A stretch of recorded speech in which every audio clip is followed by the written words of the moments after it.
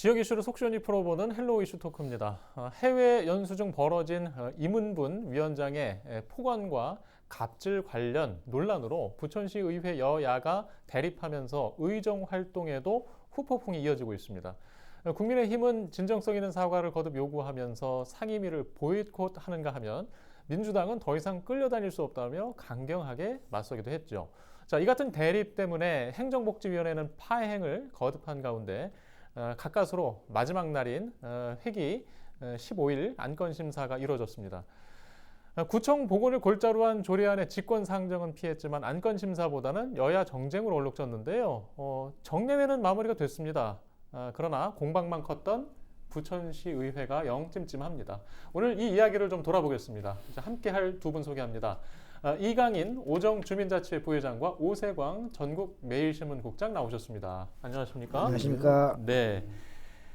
예, 좀 오프닝에 좀 설명이 좀 일부 시청자분들한테는 조금 이 설명이 부족했을 수도 있는데요. 부천시 의회의 여야 의원들 간 갈등이 있었습니다. 이제 그 사이 내용들을 좀 오늘 해보려고 합니다. 정례회가 지난 15일 날 마지막 날이었는데 그 끝나는 날까지도 뭐 개회 때 제자리에 모두들 앉아있지 않거나 뭐 정상적인 모습 보이지 않았습니다. 자, 그때의 그 막판까지 진통했던 모습과 이유를 좀 먼저 들려주시죠.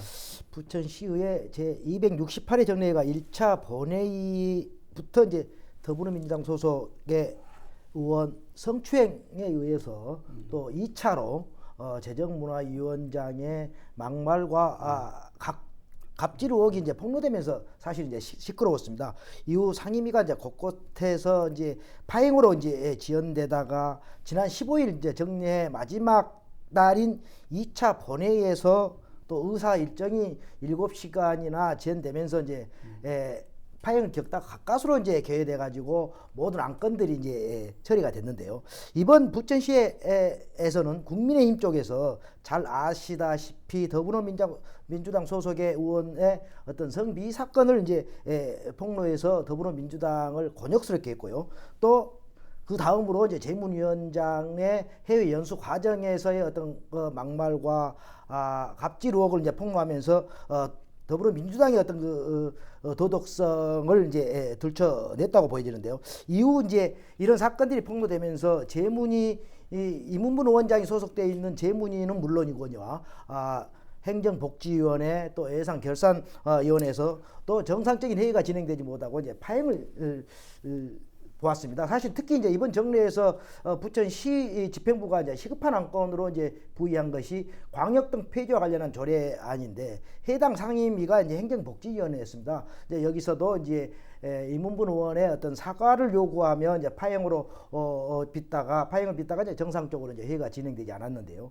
국민의힘이 이제 갑질 의혹을 받고 있는 이문분 의원의 이제 사과를 요구하고 또 의장단의 사과를 요구했는데 실질적으로 뭐 위원장도 이거를 거부했고 의장단 역시 이제 사과를 거부를 했습니다. 어쨌거나 그 이후에 이제 양당이 이제 파행의 사태를 이제 수습하기 위해서 어쨌거나 의총도 열고 서로 간에 어떤 합의점을 찾으려고 했지만 전혀 그 방안들이 이제 제대로 이제 모색되지 않고 이제 팽팽하게 이제 대치하다가 최성훈 시의장이 이제 안우식 국민의힘 부의장의 어떤 제안으로 국민의힘 의총에 들어가서 대리 사과를 했습니다. 뭐 어떤 일련의 재문위원장 일련의 사태를 사과한다, 일련의 심심한 사과를 드린다라고 이제 사과를 표명했고 의회 정상화에 협조해 줄 것을 이제 요청했습니다. 이제 그럼에도 불구하고 이제 국민의힘에서 전반기 이익이 이제 예산결산특별위원회 위원장을 당초 자기들이 이제 이행하고자 했던 요구대로 국민의힘에 배정해 줄 것을 요구했고 또 6월 27일로 예정돼 있었던 원포인트 의회를 7월 초로 연기해서 열자는 안을 제시했지만 이마저도 이제 민주당이 사실 거부할 수밖에 없었죠. 민주당 쪽에서는 이 같은 어떤 안 자체가 잘못됐다. 그렇기 때문에 받아들일 수 없기 때문에 우리는 강경하게 나갈 수밖에 없다. 그래서 결국은 이제 강경한 입장을 이제 견지해 왔고 이 같은 이제 강경한 입장이 이제 견지되다 보니까 이제 사실은 국민의힘이 이제 의총을 통해서 우리가 명분도 없기 때문에 이제 행정복지위원회를 열어서 안건을 처리하자. 라고 해서 이제 안건 심의가 들어갔었고 그 이후에 이제 곧바로 어제 15일 오후 5시에 이제 본회의를 개의해서 모든 안건들이 이제 일사천리로 이제 처리 되었다고 보고 있습니다. 예. 저희가 이제 15일 있었던 일을 지금 16일 오후에 녹화를 하고 있습니다. 좀 시점 표현은 좀 양해를 부탁드리겠습니다. 지금 이제 아까 박성호 전 의원의 성추행 관련 여야 간 갈등 또 이슈가 있었고 이어서 그 두 번째 이문분 재정문화위원장의 뭐 갑질 내지는 뭐 폭언 관련 뭐 논란이 있었다고 지금 얘기했는데 지금 하여튼 이게 후폭풍이 아직 일단락이 안 되고 있는 거잖아요. 지금 두 당이 여야가 평행선을 달리는 입장이고 이게 앞으로도 계속 그럴 분위기인가요? 왜냐하면 이미 이제 이번 본회의에 정상적으로 이제 진행되면서 이 파행이 잠정적으로 봉합이 되었다고 보여지죠. 그럼에도 불구하고 이제 향후에 국민의힘에서 요구했던 예결특위위원장 배정을 놓고 이제 7월 회기 때는 상당하게 또 갈등이 노출될 수 있다. 이 평행선들이 또다시 이제 잠복돼 있던 갈등들이 또 새롭게 노출되지 않겠느냐라고 이제 예상을 하고 있습니다. 예, 알겠습니다. 이건 뭐 사법 처리로 가거나 뭐 그럴 가능성은 지금 희박해 보이는 뭐 그런 사안으로 보는데 그러면 서로 자존심 싸움만 하는 그런 양태거든요. 이강인 위원장께서는 지금의 상황을 어떻게 보고 계신 거예요? 이게 전직 시의원 입장에서 보면 좀 이해되는 부분이 있어요. 말씀대로 항상 우리는 표면에 나타난 것보다는 내면에 뭔가 항상 있거든요. 표면에는 뭐 진실 공방 이런 게 떠다니지만 거기에 내면은 일정 정도 각 당의 정치적인 어떠한 이해관계들이 저는 분명히 있다라고 보고요. 그 중에 하나가 지금 아까 언급하신 이제 예결특위위원장 문제인데 예결특위위원장도 사실은 저는 개인적으로 국민의힘들이 참 전략전술적으로 잘못 가고 있다. 사실은 받기로 돼 있는 건데 그걸 왜 문제 삼느냐. 오히려 그것 때문에 더 이제 문제가 될 가능성이 있다는 생각이 들고 그래서 이제 그런 각 당의 어떠한 이해관계 그다음에 이제 내년 총선과 연결되는 이런 것 때문에 아마도 이 문제는 지속적으로 정치적인 논쟁은 안 할래야 안 할 수가 없다는 생각을 하고 있습니다. 그건 이제 그런 입장이고요. 근데 이제 일반 시민의 입장으로 제가 이렇게 보면 또 한편으로 보면 참 답답하죠.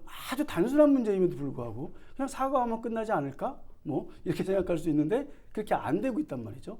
그래서 그런 와중에 저희 시민들은 제일 답답한 건 그거죠. 뭐 그 일로 인해서 정말 시민들의 삶에 필요한 어떠한 뭐 조례라든지 예산이라든지 이런 것들이 다루어지는 것, 그걸 다루는 것들이 후순위로 밀리지는 않을까라고 하는 걱정. 이게 사실 큰 걱정입니다. 저희는. 네.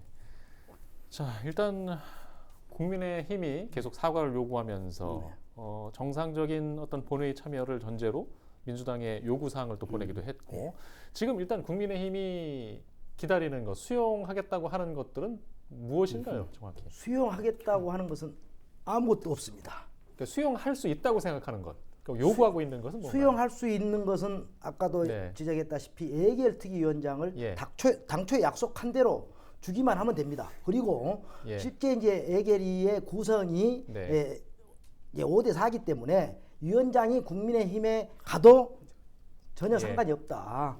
쪽수에서 민주당이 앞서기 때문에 안건 심사라든가 통과하는 데서는 전혀 문제가 없기 때문에 국민의힘에서는 국민의힘에 배정을 해달라고 요구하는데 민주당 입장에서는 이번 사태에서 니기들이 하는 행태가 도저히 우리는 볼 수가 없다. 인정할 수 없다. 그렇기 때문에 우리도 이제 강으로 갈 수밖에 없다. 강으로 갈 수밖에 없다. 그래서 당신네들한테는 예결특위위원장을 줄 수가 없다. 이제 그런 어떤 거 입장을 견지하고 있기 때문에 향후 이런 입장들이 변화가 되지 않는다면 상당히 갈등이 또다시 노출될 수 있지만 변화돼서 민주당이 양보한다면 기존에 약속한 대로 국민의힘에 1년치 위원장을 배정한다면 문제는 뭐 봉합되지 않겠냐 그렇게 판단하고 있습니다.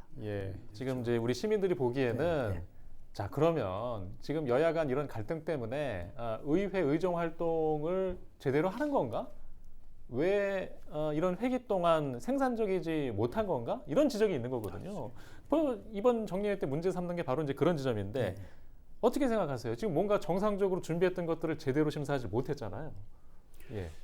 그러니까 당장 아까도 말씀하셨던 소위 이제 광역동이 일반동으로 전환하는 문제에 대해서는 이번에 올라온 조례는 사실 단순할 수는 있죠. 뭐 명칭 변경하고 구청 복원한다. 요거 형식적으로는 되게 단순할 수 있지만 그 내용으로서는 한번 다뤄볼 만한들이 굉장히 많았음에도 불구하고 의회 내에서 근데 그런 것들이 이루어지지 않고 뭐 30여 분 만에 그냥 제안 설명하고 뭐 질의응답 거의 없이 그냥 바로 통과돼 버리는 이런 형태는 시민들이 보기에는 정말 문제가 많은 거죠. 그 다음에 또 이제 뭐 더 얘기할 수 있다라면 예를 들어서 뭐 지금 광역 소각장이 지금 이제 일반 광역 소각장을 안 하고 단독으로 하겠다라고 하는 발표가 이제 이루어진 거고 그러면 이거를 단독으로 하게 되면은 재원은 어떻게 마련할 것이며 위치는 어떻게 할 것이고 그것이 위치되는 곳에 대한 주민들에 대한 지원 대책은 어떻게 할 것인지 뭐 이런 이야기들은 사실은 시의회가 권한이 굉장히 큰 거거든요. 그리고 시의회에서 꼭 논의돼야 될 사안들이고 근데 이런 부분들이 계속해서 뭐 사실 공방, 뭐 팩트 체크 이런 식으로 가면은 저희 시민 입장에서는 좀 답답하고 좀 안쓰러운 그런 상황입니다. 지금 이제 국민의힘에서는 사실 상임위원장 사퇴까지도 요구하는 과정이 있었는데 물론 지금 갈등하는 중입니다만 재무위원장으로서 역할을 계속 할 수 있을까요? 예, 할 수 있다고 보고 이제 아니 민주당 측에서 어쨌거나 그런 양보는 없고 위원장의 사퇴는 없다고 이제 분명히 밝혔기 때문에 위원장 사퇴는 없을 것 같습니다. 그리고 국민의힘에서도 지금 최근에 제가 확인한 바로는 당론이 아닙니다. 뭐 위원장의 사퇴는 당론이 아니고 재문위에서 알아서 당신네들이 판단을 해라. 재문위 소속 의원들끼리 알아서 판단해서 임원분 의원의 장의 사과를 요구하든지 사퇴를 요구하든지 해라라고 하고 이제 국민의힘 전체적인 어떤 당론은 제가 아니라고 알고 있습니다. 그렇기 때문에 이 부분은 사퇴까지는 이제 이루어지지 않을 걸로 보고 있습니다. 예, 뭐 여야 간 부딪힐 수 있는 부분이긴 합니다만은 뭐 요구 사항이 있었기 때문에 분위기를 한번 살펴봤습니다. 자 풀어야겠죠? 하나 하나씩. 그렇죠, 풀어야죠. 사실은 이번에 행정복지위원회가 파행을 풀고 스스로 이제 매듭을 푼 거잖아요. 이제 그 푸는 과정에서 윤병건 행정복지위원장의 아마 결단이 있었던 것 같아요. 왜냐하면 이미 당론으로는 다들 행정복지위원회 상임위에 참여하지 말라고 했고 본회의는 보이콧을 할 명분이 없다. 본회의는 참석하지만 행복위는 들어가지 말아라. 우리들의 요구 조건이 실질적으로 받아들여지지 않을 경우는 들어가지 말자라는 의견들이 많았음에도 불구하고 윤병건 의원과 행복위 소속 국민의힘 소속 의원들이 실질적으로 저희들 국민의힘의 비난을 받을 수 있다. 파행의 원인 또 안건들이 처리가 안 됐을 경우에는 우리 국민의힘이 오로지 이 비난을 받을 수 있다. 그래서 우리가 할 수밖에 없다. 또 그런 부담감 때문에 충분히 이제 자기들 독단적인 어떤 그 결정을 통해서 상임위를 열었던 거고 이제 본회의에 참석해서 모든 의회 일정들이 차질없게 이제 진행된 것으로 제가 알고 있습니다. 예. 일단 지금 시민들이 이걸 어떻게 보실지 모르겠어요. 이렇게 들어가고 나오고 하는 과정을 들으시면. 그러니까 저는 좀 그런 생각이 들어요. 오 국장님은 이제 안 하실 거다라고 하지만 정치는 생물이거든요. 그러니까 예를 들어서 임은분 위원장이 뭐 개인적인 성향이나 이런 부분들을 많이 대부분 아실 수 있겠지만 이게 이제 지금은 묘하게 이제 내년에 총선이라고 하는 게 걸려 있기 때문에 앞으로 하는 모든 의회 내 행동 자체가 다 정치적으로 해석될 수밖에 없어요. 설사 아니라 하더라도 그렇다라고 하면 이제 정치적인 이해득실을 따지겠죠. 이것이 어떻게 될 것인가에 대한 부분들 이런 것들은 아마 고도의 정치하시는 분들 내에 전략적 판단이 저는 필요하다라고 보는 겁니다. 그러니까 임원분 전 개인적으로 딜레마는 있죠. 내가 여기서 한마디 잘못했다간 모든 것이 다 인정돼 버리는 아까 말씀대로 그런 거가 될 수도 있겠지만 그거를 또 이게 정치라는 게 묘하거든요. 또 그걸 벗어나면서도 또 명예를 찾을 수 있는 방법은 저는 있을 수 있다고 봐요. 뭐 이 자리에서 얘기하기는 어렵지만 근데 그 부분들은 찾아내는 것들이 지금은 저는 그렇게 생각해요. 사실은 여당과 야당에서 야당은 시끄러워야 되고 여당은 오히려 조용해야 되는데 지금 부처는 반대거든요.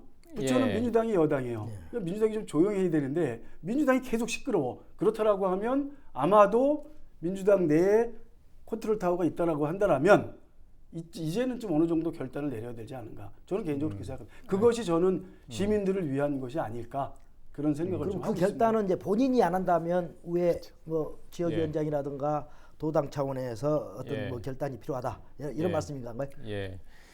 일단 그렇죠. 결단들을 빨리 하시고요. 지금 제가 궁금한 거는 이번 회기 때 이 소각장 문제에 단독 건립을 하겠다라고 시에서 입장을 내놓은 뒤에 지금 그 다음이 계속 어떻게 되는지 궁금하거든요. 뭐 그뿐만이 아닙니다. 뭐 광역행정동 이야기도 앞에 하셨지만 부천시에서 밀려 있는 그 현안과 과제들이 산적해 있습니다. 근데 이런 이야기를 의회에서 듣고 싶었는데 못 듣고 있으니까 답답한 거거든요. 지금 시간이 제가 한 40초씩 드릴 수 있을 것 같아요. 예. 자, 어떤 일들을 빨리 풀어야 하는지 좀 두 분의 우리 의견을 또, 듣겠습니다.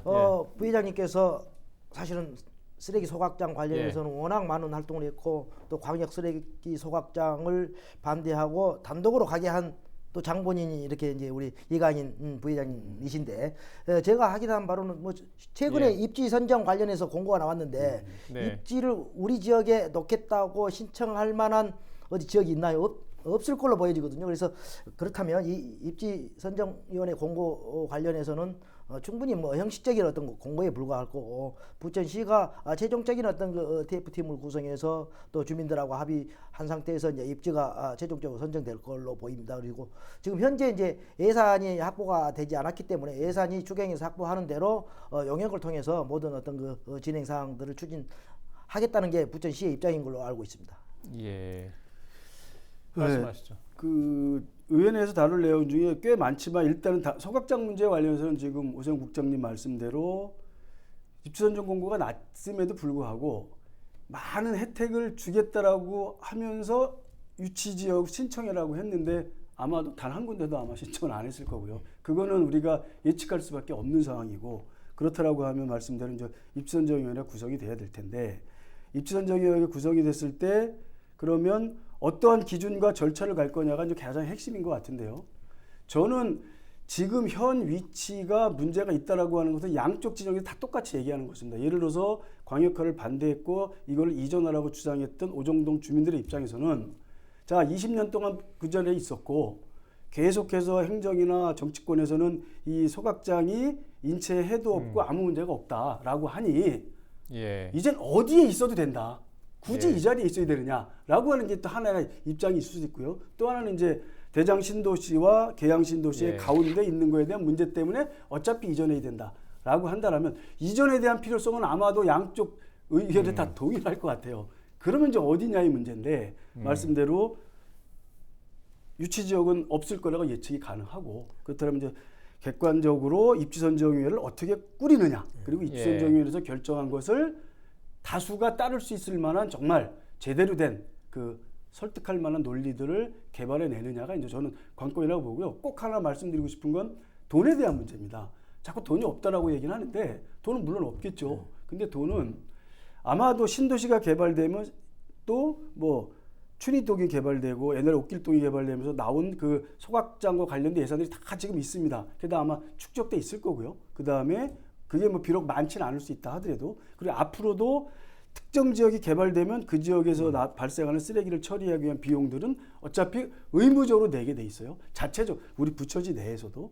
그다음 이제 그 다음 부분은 이제 그 정치권이라든지 행정에서 영향을 통해서 외부 재원을 얼마나 유치해 오느냐에 따라서 이 문제는 그 쓰레기장 소각장 문제를 돈으로 접근하는 문제, 경제적인 문제로만 접근해서는 안 된다는 측면에서 보면 돈 문제에 대해서는 너무 그렇게 자꾸 돈 얘기하는 거는 저는 좀 일단 안 했으면 좋겠다라는 말씀 꼭 드리고 싶습니다. 알겠습니다. 일단 여기까지 듣겠습니다. 오늘 순서는 여기까지고요. 좀 더 생산적인 의정 활동을 기대하면서 이슈토크 여기서 마치겠습니다. 시청해주신 여러분 고맙습니다.